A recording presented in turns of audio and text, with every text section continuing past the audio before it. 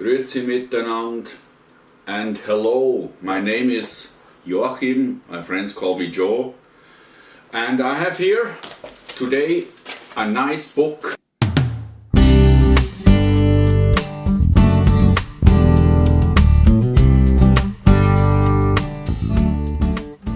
In this episode I would like to review this book from Richard Perkins, Making Small Farms Work. The title really attracted me because there is so much literature about farming, homesteading, smallholding, permaculture, how to make money. But a lot in the literature, sorry to say so, is blah blah blah. They do not give you real hands-on instructions, and they do not give you a real insight how in detail things are done and organized. First, maybe a few words about myself. I own as well a small farm. The difference to Richard's farm here in this book is my farm is 10 times smaller, so roughly 1 hectare, but I paid 10 times more. Welcome to Switzerland. So, but that's a different story. I thought I make a review, and you know the problem with YouTube is a bit that every kid can make a comment under a mighty synonym or avatar. But here I present my opinion. You can go to my channel, you can see exactly what I'm doing, what we are doing here with our small farm. The big difference also to how Richard Perkins is running his farm.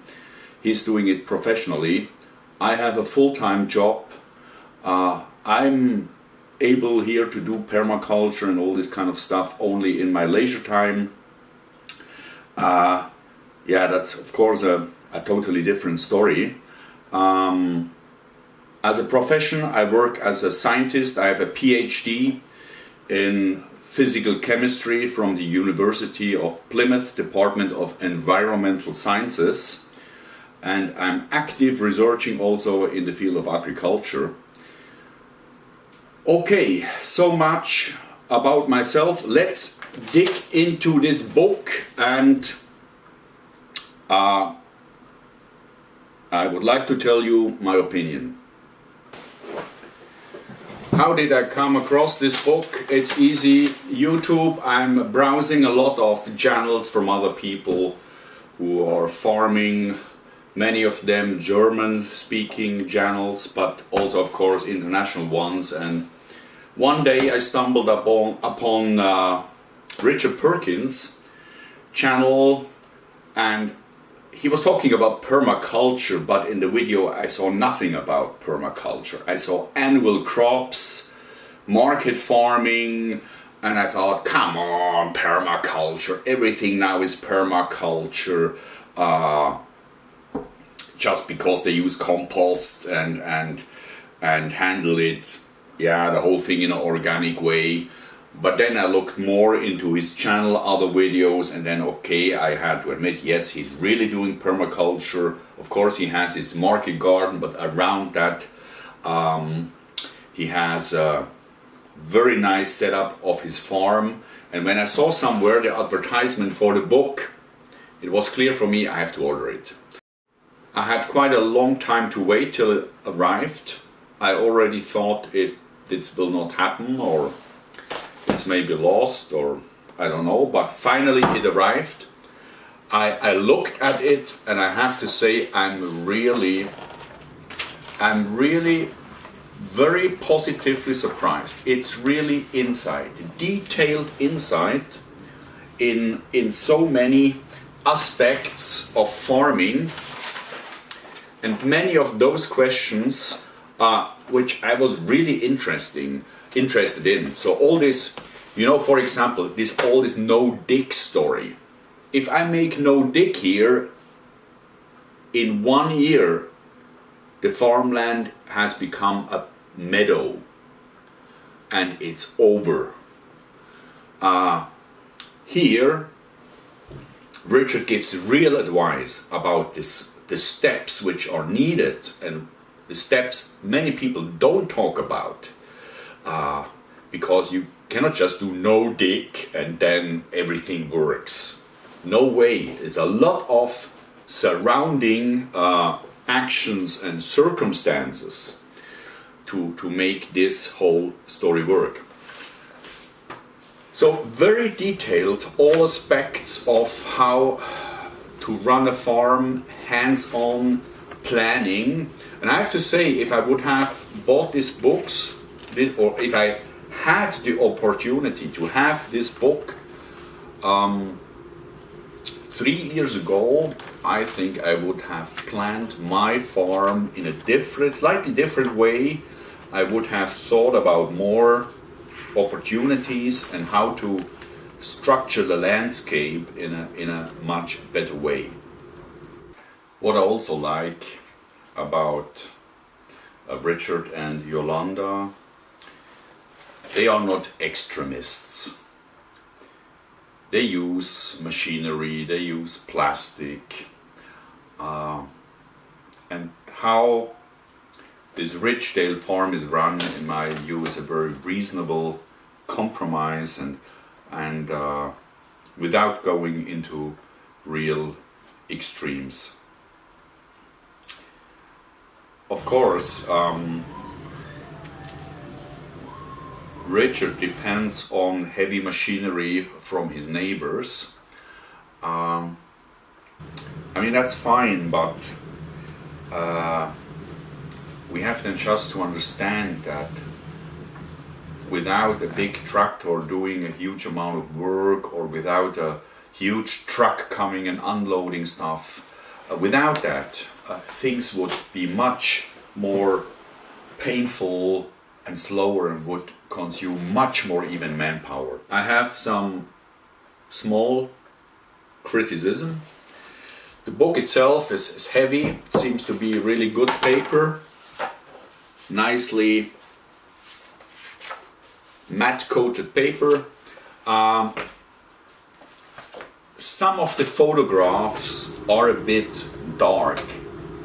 I'm sure they looked very nice on the screen, but here in the printed book, many of them are a bit dark, also the graphics, but this is a slight thing.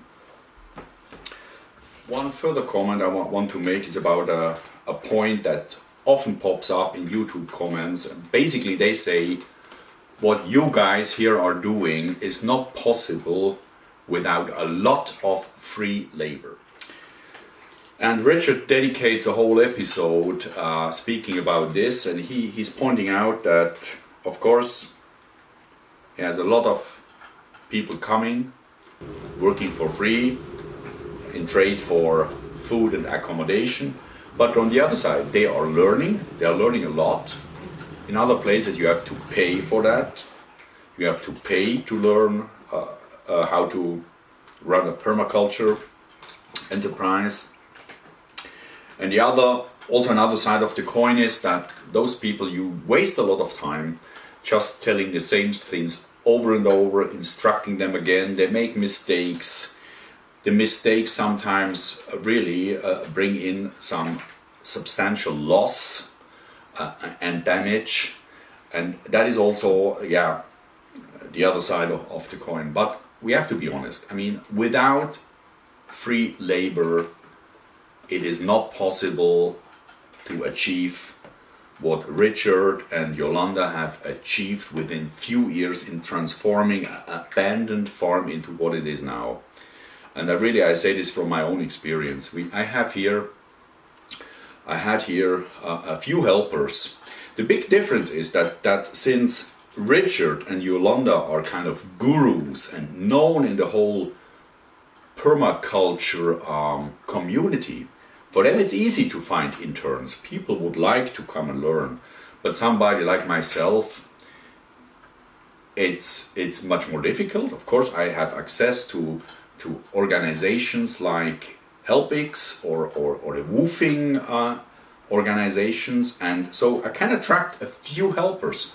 and they bring me really a lot. I can give them some part of work which is a very laborious and needs a lot of time, so I use that. But imagine how somebody else, without internet, without computer, without a guru status, for farmers and homesteaders like this, it's very difficult to have this resource of free helpers which come because they want to learn, and as I said, in trade of food and accommodation. This is one thing, of course, everybody has to understand.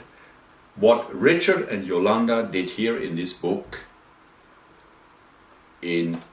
was only possible in that period of time because they have really a team to rely on.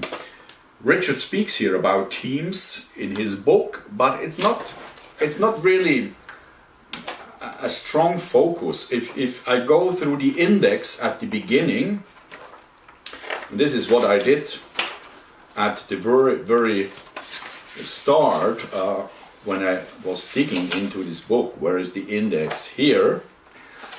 There is a very small point spaces for people, but it's not a dedicated kind of chapter or so which speak about that important component of achieving so much in so little time. So in my opinion, here should be a chapter about people, teams, helpers. That would be my only, I would say, kind of proposal for an edition, if there is a second edition of the book. Okay, that's it. Hope it was helpful. My recommendation, buy it. It's really full of hands-on tips. And go to YouTube channel of the Ridgedale Farm. There's even much more illustration. So this book is really worth the money, and I will use it a lot in the future. And it inspires me for things on my own farm here. Okay, that's it. Bye bye.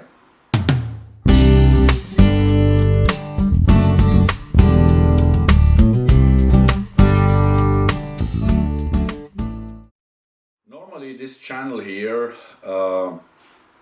I speak in German or Swiss German because it's mainly here for, I made it for the local community, for our future customers and so on, as a resource for them. So you will not find many English spoken videos there.